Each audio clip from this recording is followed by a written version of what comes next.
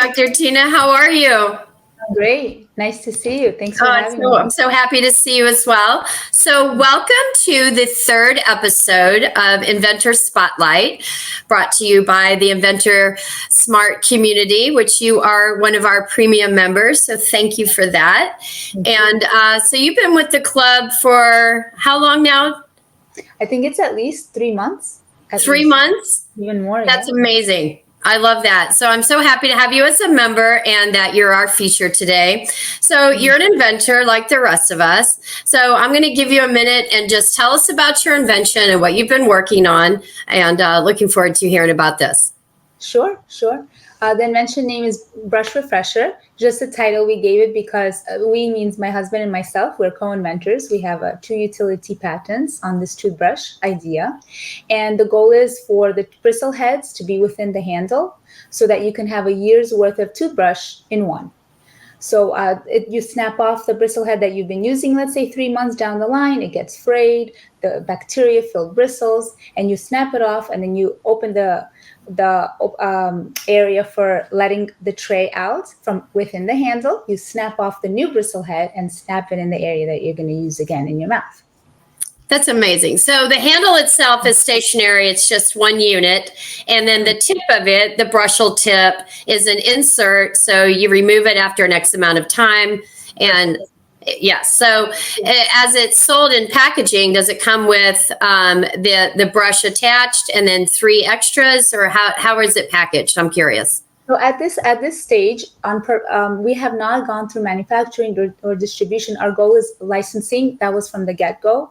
But the vision is that, yes, it would be this tray that would be sold separately. Therefore, you can have loyalty from the customer to that specific basically, like, let's say Colgate or Oral-B or whichever toothbrush company desires this product, and therefore that customer loyalty, because the tray can only fit in that handle, which has that hollow space. Of course. So you're building the unit around the brand specifically for licensing. Exactly right. That's exciting. Now, so obviously you've done some case studies with your prototypes. And what is your background? So I'm a general dentist, and I think that coincides very well with this. Yeah. I think it does as well, actually. I love that about you, that you and your husband is a pharmacist. Is that correct, madam? Yes, correct. Mm-hmm. Right. So your husband is a pharmacist. You're a dentist. So this is your field for both of you, really, the medical field. And so what inspired this idea? Yeah, other than being in the dentistry? Right, definitely. And it's kind of funny, the patients that I would have would ask me, is there like a toothbrush that lasts a long time? Because every time we just keep switching, and last minute it's hard to run to the store, it might even be closed. And actually, for the pharmacy part, they would go to him and ask him which brand lasts the longest. So we kind of started, brainstorming and thought, why not just have something that's convenient and available? I know there's a lot of companies out there that have like subscription models, or that you kind of get the bristle head with the handle, like this kind of length, but you have to store it inside the cabinet, or you have to store it separately from the actual toothbrush. So in our case, the storage is within the container, and that's the intention, to have convenience.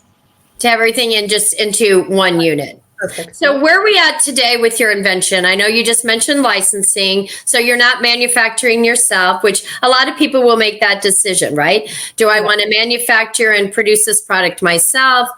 Do all the distribution, the marketing, the creative content behind it? Or do I want to license it? So what made you come to that decision for licensing? Definitely. So when we initially got married, we wanted to focus on our careers, for my dental and his pharmacy. So we knew that taking on another type of career, which is a whole new science on its own, of this whole, sales, distribution, and behind the scenes, we knew there's a lot of toothbrush companies out there who just know A to Z what to do. So our intention was to license it to them and just get royalties out of that. Okay, that's great. So what kind of challenges have you faced, or are you facing right now that you want to talk about? Anything that you're just like, oh, we just can't get past this part? This part, right. So I think the issue was one of the prototypes. Well, the prototypes that we had, we did a DRTV commercial with it, but we never aired that commercial because it would require us to have our own inventory, which we didn't. Right. But that prototype we don't unfortunately have in possession anymore because it was a company who potentially we wanted to do business with, but because of the whole COVID thing, they had to shut down and it didn't work out. So at this moment, I'm happy that AI exists. I'm happy that 3D modeling exists through computer versus having to potentially create a new prototype. I can just use, to promote the idea, this 3D version. So that is what I'm happy about. But that was one of our issues that we had to deal with, not having a prototype physically. So, yes. Hi, I think we dropped off for just a moment there. So we were talking about your prototypes. So if you can just pick up from there.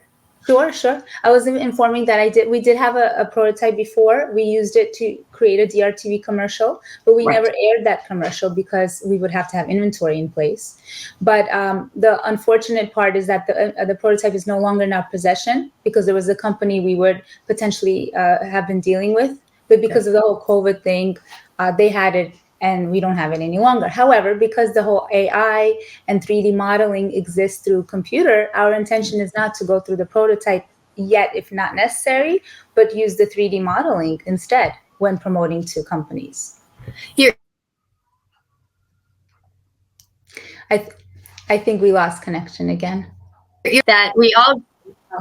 I'm so sorry. Can you hear me now? Okay. Yeah, you're leading me to my next question because this is what we love about inventing. So those are challenges, right? You had COVID as well. You're still in development. You're trying to figure out your manufacturing. You get this great opportunity to do this show where it's recorded, but then the break hit because they're like, well, you need inventory, to participate in this. You're like, well, we're not going down that route. But, that leads me to what are your triumphs? So you get through this challenge, you found a solution using AI and 3D modeling. So there's some triumph behind challenges always. So tell me about that. Well, I'm definitely happy that a lot, using our website portal and LinkedIn is definitely a helpful tool. It gives eyes to, and the Inventors app as well. It gives ability to be seen by different companies. And there have been interactions and conversations of potential agreements and how it would work, what type of clauses to include. So that's the process that we're, I guess you can say, swimming in now. And let's just see to what it can lead. But I think the concept of so many years has been passing by, and now we're at this moment. So I'm super happy that there's a result happening. Yeah. You've also mentioned something else that's really worth sharing and valuable is this takes time. There is no such thing as just this overnight success. And as inventors, we have to be really patient and baby steps and consistency of keep pushing and pushing and pushing and take a lot of rejection along the way. So what advice would you give inventors new or in the middle of a process, kind of like where you are right now, kind of not completely where you want to be, but you're on a really solid, strong path towards it. What advice do you have? That's a great question because that's an important one where a person, I think, needs inspiration, even though they might need it constantly. I think that's one of my, I don't think it's an issue. I think it's something where we just need that inspirational push to not give up and to know that, as they say, a light in the end of the tunnel, but you have to go through that tunnel. The only issue, we just don't know how long that tunnel can be. But That's why you have to have something in the background to fall on, not in terms of not doing the invention, but simultaneously a source of income, simultaneously something that helps support you. And then once this can go big, then you can just rely on that. Yeah. Well, you're just slaying it with the segues today because my next question was going to talk about what's the value of the Inventor Smart Community App that you're a member of. And of course, the National Inventor Club that's our founder and leader, Brian Freed, has been focused on for so long and has put this community app together, which you can download from the App Store, Google Play. And being a member of the community, we're just inundated with inventors from all different stages, right? Some of us are just starting, some have product already on the market, some are just in concept and early stage development, but it is a community of independent inventors, just like yourself and your husband. So where's the benefit that you find just being part of the community and being involved in the app, and Brian and myself, and we've met a couple of times now, so it's fun to get familiar with everybody. For sure. And I love that feeling. You're right, because you know that one go-to place that has it all in a package. So we don't have to worry, where else do we find information? Is our information that we're finding accurate or not? We know that this hub, let's call it, created by Brian Fried, and you're a big, amazing help in front of the scenes, behind the scenes. So it's super cool, but I feel comfortable. I feel safe there because I feel that whatever I'm going to ask, the inventors have gone through, and then they feel that I am as their peer, they're equal, that there's nobody's arguing over things. It's more of information source and help source, you know. What a lovely thing to say. Yeah. And I think that, I'm asking that question during our spotlight interviews, and everybody seems to have the same kind of theme message back. Like, it's such a community. Everybody's there being so helpful. It's a trusted source. It's a trusted source. And I think as independent inventors, there's so many scary stories out there. There's so many different companies that are taking advantage of small inventors. We just don't have the information, and we get caught up, we get confused or whatever. So this community, the Inventor Smart Community, is really encompass this community and trust, and hey, we're all in this together. And Brian obviously has been incredible, access to him for one-on-one questions and all the content that's been created, videos, past meetings, all the resource tabs within the app.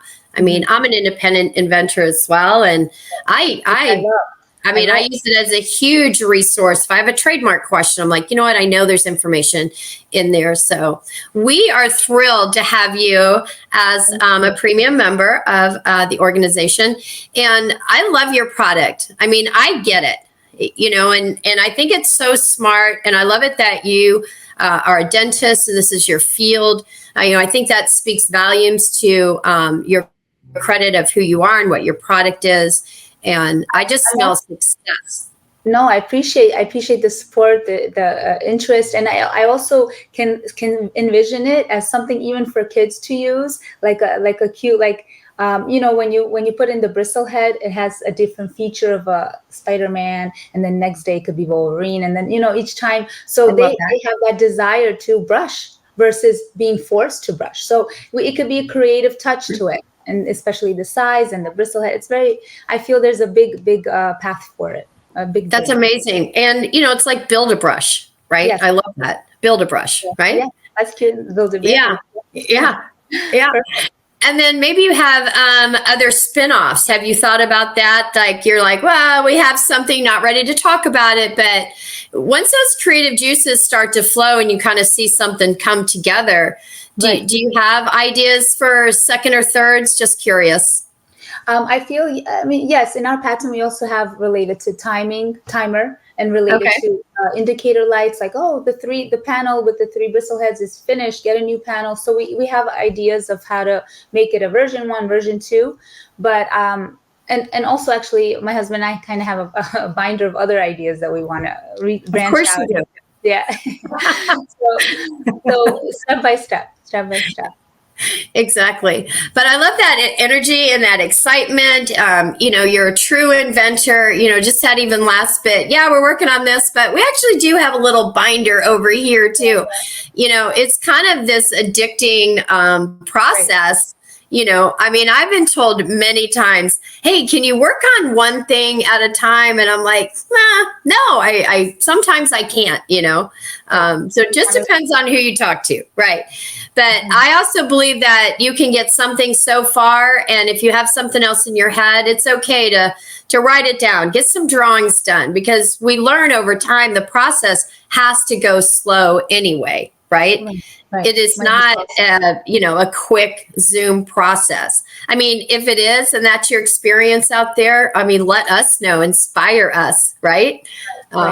But for most of us, it is kind of a long, drawn out process. But I think for you and for many of our community members, success is right there. I don't think you would have come this far if we didn't only come this far, right? Without sounding like a cliche. No, right. For sure. I agree with that. And I feel that it rings true to me for sure. Doesn't it? Doesn't it feel like it? I mean, I feel it in this interview with you today. I can't wait to hear about the licensing deal that you and your husband have secured. And then you will let us know the date and time it's going to be released and who the company is. Once your contracts are signed, we'll have you back on and we'll talk about that and we'll see it in the stores. And we'll just be so inspired by your success as well. And you'll come back and share that with us.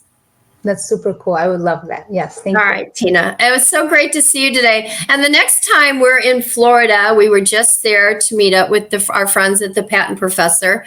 We are going to look you up and we'll actually meet in person. That'll be wonderful. I'm definitely looking forward to that. Yeah, me as well. Yeah. Me as well. Okay, Dr. Tina, thanks for being part of episode 3 of the Inventor Spotlight series that we do here with the Inventor Smart Community and the National Inventor Club. And again, we'll wrap this up and we're looking forward to seeing you in the app very soon. Awesome. Same here. Thank you so much. All right. Thank you. Have a great day. Bye-bye. Bye.